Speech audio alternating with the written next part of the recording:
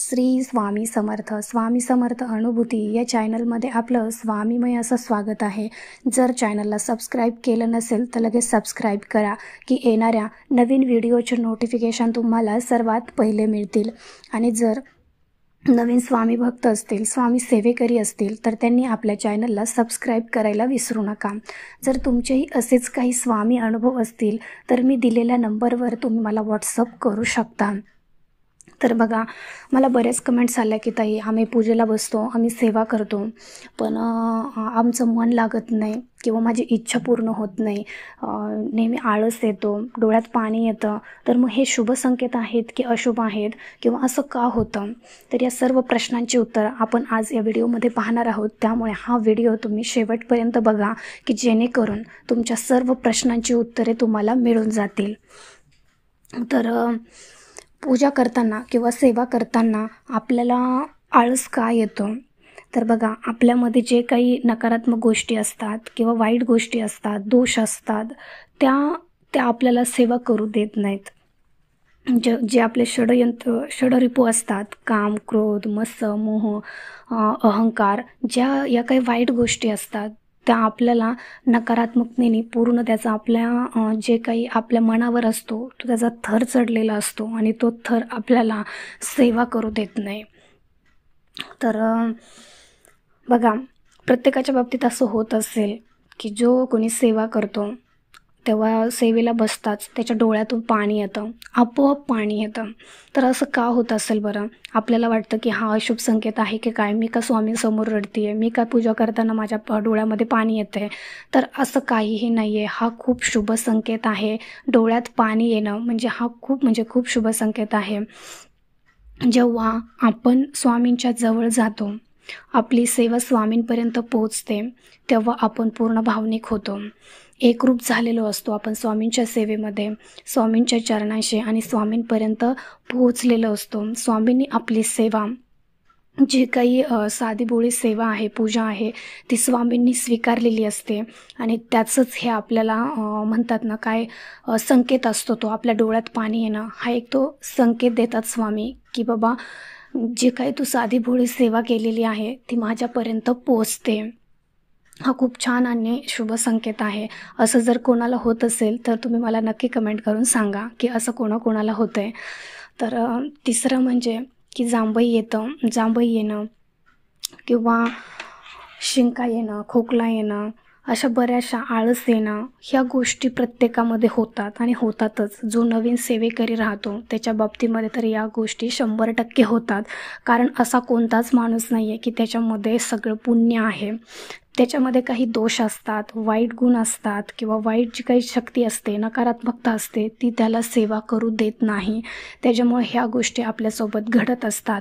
पण ह्या गोष्टी घडताना तुम्ही म्हणजे कसलंच घाबरून जाऊ नका. कारण आपलं काम काय आहे की फक्त सेवा करणं. ह्या गोष्टी आपण थोडी मनाने आणलेल्या असतात, त्या आपोआप येतात. का तर त्या आपल्या दोषामुळे, आपल्या वाईट गुणांमुळे. पण जसजसे आपली सेवा वाढत राहते तसतसे हे गुण आपले कमी व्हायला लागतात आणि नकारात्मकतेचं रूपांतर आपल्या सकारात्मकतेत होतं आणि आपण स्वामींजवळ जास्तीत जास्त सेवा करून पोहोचतो.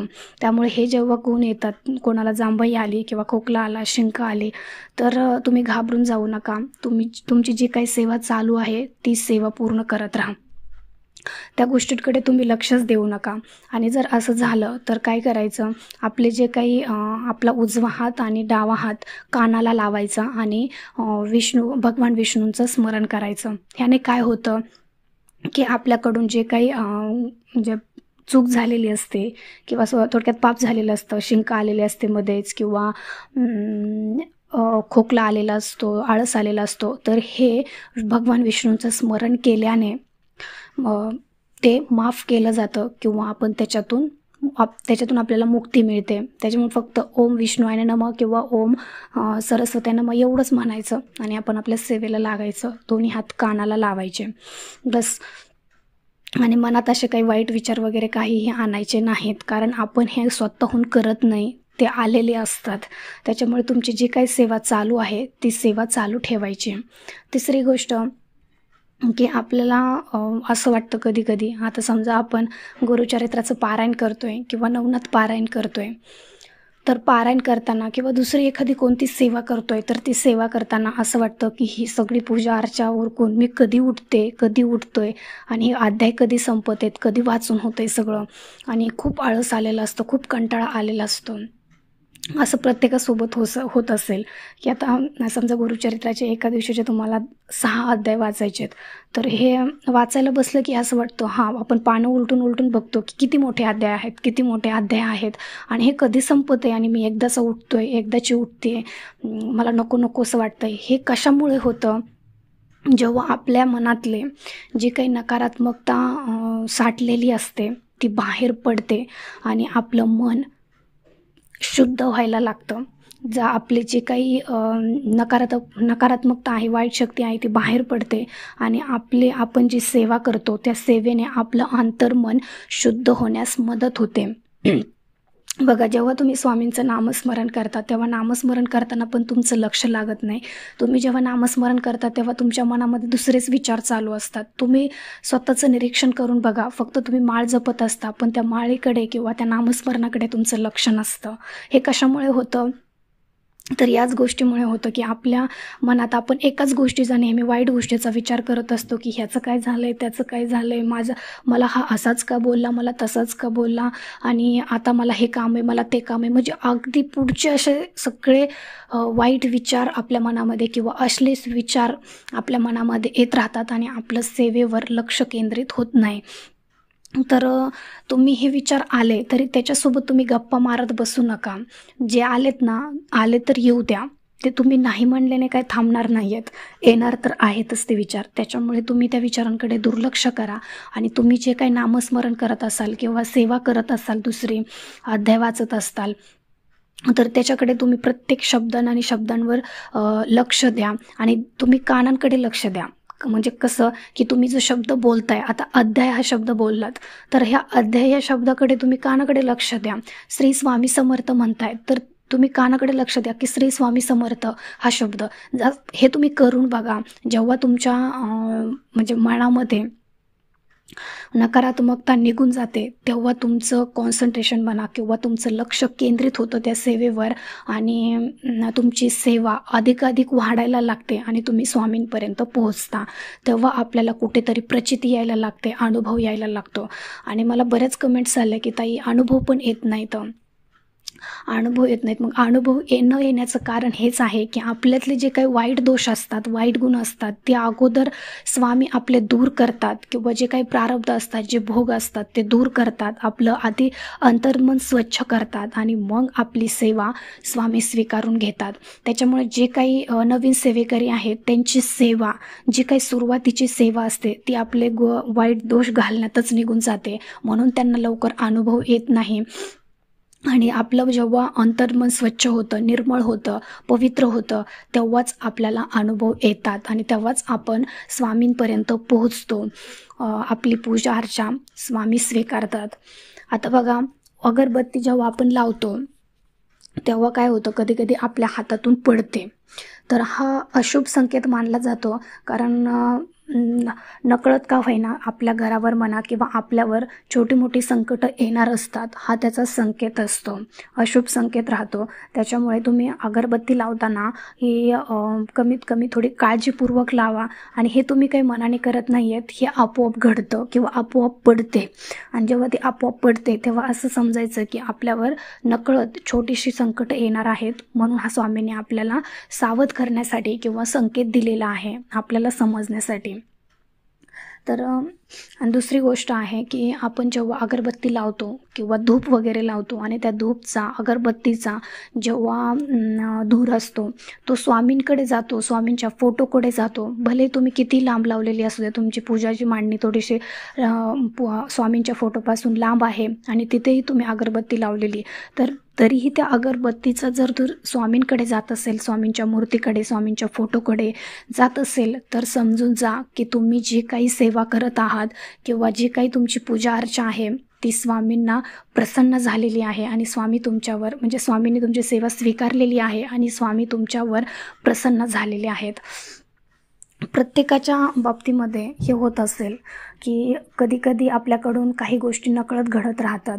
आता हे माझ्याही बाबतीत होतं. कधी-कधी असं वाटतं की म्हणजे मी जेव्हा नामस्मरण करत असते तेव्हा माझंही मन विचलित होऊन जातं का वाईट साईट काही विचार येतात, पण मी त्या विचारांसोबत गप्पा मारत बसत नाही. जेव्हा नामस्मरण करते तेव्हा फक्त आणि फक्त स्वामी आणि आपण आहोत. स्वामी महाराज आणि मी फक्त म्हणजे बाकीचं घरातलं कोणीच नाही आहे किंवा बाकीच्या कामाचं काय हे काम आहे ते काम आहे, मी असं काहीच विचार करत नाही. फक्त एवढाच विचार करते की स्वामी महाराज आणि मी बस एवढेच आहेत आणि मला नामस्मरण पूर्ण करायचं आहे. मग ते कितीही वाईट विचार येऊ द्या, कितीही अश्लील विचार येऊ द्या, मन किती विचलित होत द्या, मी नाही त्याच्याकडे लक्ष देत. जेव्हा आणि एकदा तर असं झालं होतं, मी नवीन सेवा करत होते तेव्हा माझं मन म्हणजे गुरुचरित्राचं पारायण करत होते तेव्हा अध्याय वाचताना असं वाटायचं की हे अध्याय कधी संपतायत. पण जे माझे ते नकारात्मकता होते, जे काही माझे प्रारब्धाचे भोग होते ते मला सेवा करू देत नव्हते, पण मी त्याच्याकडे लक्ष दिलं नाही. मी अध्याय पूर्ण केले, परत दुसऱ्या दिवशी अजून चालू राहिलेले अध्याय वाचायला सुरुवात केले. असं करून मी माझं पारायण पूर्ण केलं. म्हणजे हे प्रत्येकाच्या बाबतीत घडत आहे, कारण कोणीच असं नाही आहे की जो पूर्ण पहिला जन्माला आला आणि सगळं पुण्यच घेऊन आलेलं आहे. काही आपल्या मागच्या जन्मीचेही पाप असतात, प्रारब्धाचे भोग असतात, वाईट कर्म असतात, वाईट दोष असतात. त्याच्यामुळे आपल्याला म्हणतात ना, परमेश्वराच्या सेवेत किंवा स्वामींच्या सेवेत आल्याच्या नंतर हे पाप धुतले जातात आणि ते फक्त आणि फक्त स्वामींच्या सेवेमुळे. आणि हे सगळं होण्याचं कारण एकच म्हणजे की आपल्याला जे काही वाईट दोष आहेत, नकारात्मक आहेत, ती आपल्याला सेवा करू देत नाहीत. पण तरीही आपण हार मानायची नाही. स्वामींची सेवा कधी सोडायची नाही. कितीही विचार येऊ द्या, कितीही काहीही होऊ द्या, पण आपण जर स्वामींच्या सेवेमध्ये खंडन पाडलं नाही किंवा स्वामींची सेवा करतच राहिलं तर आपल्याला बघा त्या सगळ्या दोषातून, सगळ्या वाईट गुणांतून मुक्ती मिळल्याशिवाय राहणार नाही. आणि एक ना एक दिवस आपल्याला त्याचा अनुभव येतो म्हणजे येतोच. आणि आपण पूजा अर्चा करताना किंवा सेवा करताना जर गाय आपल्या दारात आली आणि हंबरती आहे तर तो एक खूप शुभ संकेत मानला जातो. तर तेव्हा तुम्ही काय करायचं, त्या गाईला हळदी कुंकू लावून एखादी चपाती वगैरे चारा आणि आपल्या मनातील जी काही इच्छा असेल ती गाईला सांगा, गोमातेला सांगा की तात्काळ गोमाते ही अशी माझी इच्छा आहे आणि ती तात्काळ पूर्ण करा.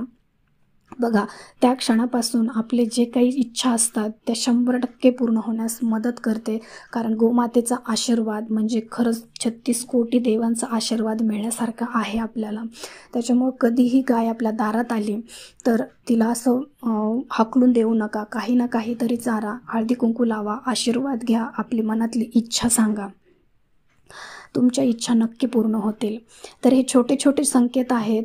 ह्या संकेतामधून जर बघा, हे छोटे छोटे संकेत जर आपण समजले तर आपल्याला खरंच स्वामींपर्यंत पोहोचण्यास खूप मदत होईल. कारण जेवढं तुम्ही स्वामींचं नामस्मरण कराल ना तेवढं आपले दोष कमी होण्यास मदत होते. जसजशी तुमची सेवा वाढत राहील तसं तुम्ही स्वामींपर्यंत पोहोचाल. एक ना एक दिवस स्वामी तुम्हाला साक्षात दर्शन देतील, साक्षात दृष्टांत देतील. ही माझी शाश्वती आहे. कारण मी पण जेव्हा सेवेमध्ये नव्हते तेव्हा मी पण असंच म्हणायचे की मला पण अनुभव येत नाहीत, मी पण एवढी सेवा करते, मग स्वामी मला का दर्शन देत नाहीत. पण असं नाही आहे. आपली सेवा, आपले दोष, आपले वाईट कर्म कमी झाल्याच्या नंतरच स्वामी आपल्याला दृष्टांत देतात, स्वामी आपल्याला अनुभव देतात. तर बघा, हे छोटे छोटे संकेत जर तुम्हालाही येत असतील आणि तुमच्याही बाबतीत जर असंच काही घडत असेल तर मला कमेंट करून नक्की सांगा की कोणाकोणाच्या बाबतीमध्ये असं होतं आहे.